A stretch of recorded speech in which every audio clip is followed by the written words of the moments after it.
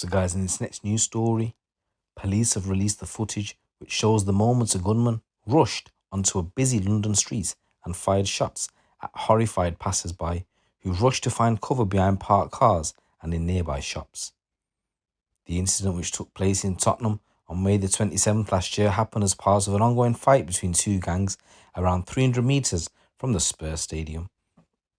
CCTV footage showed a car driving down the street before suddenly stopping in front of Ricardo Anderson. He then pulls a gun from his waistband and starts firing at the vehicle. People in the car tried to shoot back, but their gun became jammed as terrified onlookers with children ran for cover. Police said it was lucky no one was killed. Anderson, is 21, was convicted at the Old Bailey yesterday of possession of a firearm with intent to endanger life, possession of ammunition with intent to endanger life, and attempted GBH. The court heard that around 8 o'clock on the springtime evening, a blue R-Type VW Golf sped along Park Lane in Tottenham before coming to an abrupt stop in the middle of the road.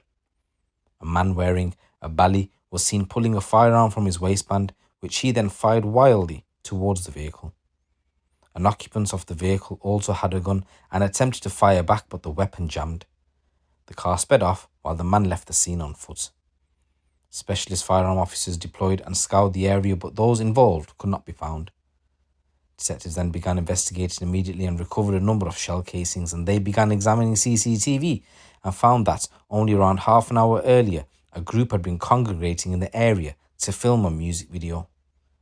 Anderson was captured wearing a distinctive blue North Face tracksuit, black trainers and a balaclava, and he was later seen firing at the car. CCTV footage from a nearby shop captured allowed officers to identify Anderson, with him being arrested on the 31st of May and charged on the 1st of June 2023 and is going to be sentenced in May. The vehicle involved was later traced and found to have been stolen, and despite extensive inquiries, the occupants were not identified. Investigating Officer Detective Constable Rhiannon John said this incident took place in a busy street on a warm summer's evening where people were out and shops were open. Terrified onlookers, including kids, sought refuge in shops and scrambled for safety behind parked cars. Ricardo Anderson had absolutely no concern for them at all, but for sure luck, this could have been a murder investigation. From our inquiries, we established the incident was part of an ongoing dispute involving rival gangs in the area. We worked tirelessly, including using CCTV, witness and forensic evidence that would help prove Anderson's guilt. These kind of events are taken incredibly seriously, and we do everything in our power to identify and prosecute all those responsible. And guys, in this next news story, a depraved predator has been jailed for kidnapping a drunken student after she left an Exeter nightclub and taken her into an alleyway. Merwais Nasiri, who's 25, pretended he was helping the woman, but his real motive was to commit a sexual offence. She was barely conscious when he lifted her into a rubbish-strewn alleyway just metres away from Clovers, leaving the Fever nightclub. He then rolled bins across the entrance so nobody could see what he was about to do. But a takeaway worker raised the alarm, and door staff from the club moved the bins to find him kneeling over the woman. No offence was committed, but a judge at Exeter Crown Court said Nasiri's intentions were clear. The judge said the one thing dominating your mind was sexual activity. Nasiri was jailed for 5.5 years. He was found to be a dangerous offender and given an extra 4 years supervision to be served once he's released. The judge praised the victim for giving evidence at court during a trial. Nasiri, from Afghanistan, was found guilty of kidnap and committing an offence with the intention of committing a sexual offence. The woman, who is in court to listen to the sentencing hearing, said in a statement, "It is my right as a woman and the right of every woman to be able to enjoy myself and go out and party without fear of something happening to me." The offence happened in July last year. The woman had been with friends in Fever but had left without them. She was described as very much worse for wear. CCTV captured her sat on the steps near the entrance to an alleyway at around 2 o'clock in the morning. Nasiri had been drinking alone before wandering towards Fever and standing outside. He sat down next to the woman, who had her head between her legs facing down. It was clear from the footage that the woman was unable to interact, but that did not stop Nasiri making a number of attempts to lift her to her feet. He even convinced a street pastor that everything was fine. That around 3:30 in the morning, he lifted her up.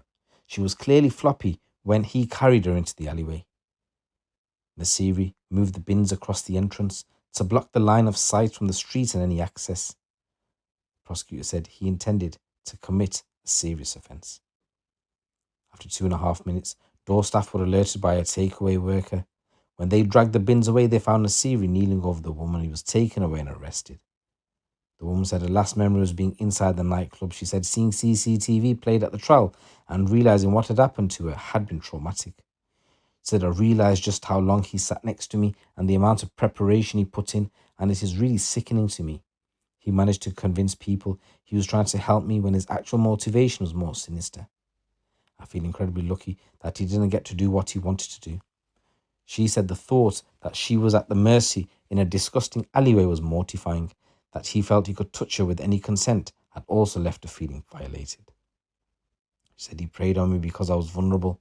The thought that there are people like that in society is horrible. There was absolutely no excuse for what he did to me. The series defense at trial was that he was only trying to help the woman and she wanted to go down a dark alleyway with him. He still doesn't accept responsibility, and his defense said this might be more to do with his cultural background and repressed thoughts. Nasiri is believed to be an asylum seeker with no previous convictions, whose father was killed over in Afghanistan, and his interpreter said Nasiri's language skills are at a childlike level.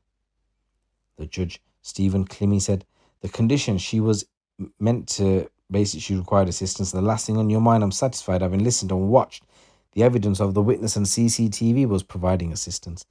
The one thing dominating your mind for 1.25 hours or so you spent with her was sexual activity.